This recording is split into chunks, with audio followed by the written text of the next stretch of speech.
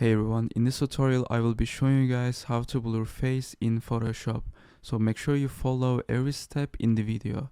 So first go to the left side and then right click on the rectangle tool and then choose the elliptical tool. So elliptical tool basically creates a circle section. So go to the face that you want to blur and then basically fit the circle on the face. So after selecting the face, go to the filter and then in this list you need to find pixelate, and then in the pixelate you will see mosaic option. So click on that. So in this list you can basically change how heavy you want to blur. So you can go like really pixels. So you can basically go really heavy, or you can basically go a little bit like around like 30% is always good.